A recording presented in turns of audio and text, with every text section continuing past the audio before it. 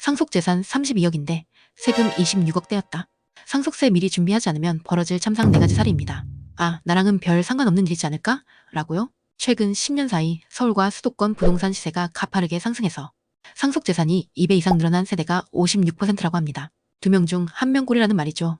상속세를 미리 준비하지 않으면 상속기대 재산보다 심각하게 많은 세금을 토해내야 하는 일이 생깁니다. 그래서 오늘은 상속세로 인해 벌어질 수 있는 심각한 문제들에 대해서 이야기해 보려고 해요.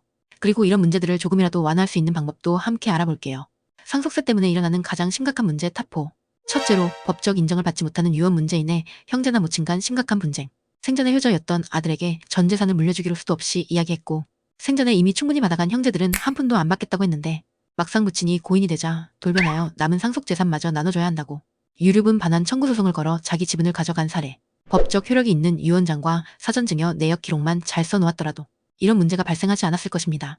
심지어 형제들이 받아간 무단 사전증여, 가산세까지 같이 내야 했던 억울한 사례입니다. 둘째로 상속세 배우자 공제에 대해 착각한 배우자 전 재산 1억. 남편이 남긴 상속재산에서 적어도 5억은 내 것이라고 생각했는데 고인이 돌아가시기 전에 미리 빼놓은 사전증여 재산이 배우자 공제 금액을 넘어버렸고 이미 그 돈을 자녀들에게 다 무단 양도해버렸는데 세금 추심이 억 단위로 들어와 오히려 받은 재산보다 훨씬 많은 세금을 추징당한 사례. 셋째로 상속세 내려고 물려받은 부동산 팔고 나니 42억이나 폭등을 해버려 상대적 박탈감. 상속세 부담 때문에 자산을 급하게 처분해야 하는 경우입니다. 가족이 물려받은 부동산이나 기업 자산 대신 막대한 상속세를 내야 하다 보니 제대로 된 시세로 팔지도 못하고 손해를 보는 경우가 생기죠.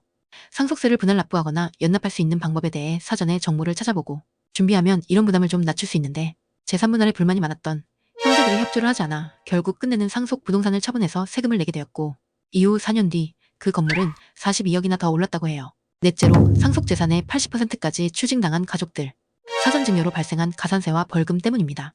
상속재산이 31억이었고 부친이 사망하자 형제들과 어머니는 각자 적어도 7억은 들어오겠지 하고 무리한 대출을 받아 가게도 열고 아파트 평수도 늘려놓았는데 무단 사전증여로 인해 세금을 26억이나 떼인 경우입니다. 상속세 신고 과정에서 납세자가 준비를 철저히 하지 않으면 불필요한 세금을 내는 경우가 많아요. 예를 들어 상속재산의 가치를 정확히 평가하지 않거나 공제 항목을 놓쳐서 더 많은 세금을 내게 되는 실수를 하기도 하거든요. 그래서 전문가와 상의해 체계적으로 증빙 서류를 준비하는 게 필수적이죠. 결론적으로 상속세와 관련된 심각한 문제를 피하려면 상속세법에 맞는 방법으로 미리 준비하는 것이 가장 중요해요. 법적 효력이 있는 유언장을 통해 미리 계획을 세우고 상속세 부담을 줄일 수 있는 제도를 활용하며 중소기업이라면 경영 승계에 대한 전문가의 도움을 꼭 받고 꼼꼼히 서류를 준비해 불필요한 세금을 줄이는 사후 준비를 미리 해야 합니다.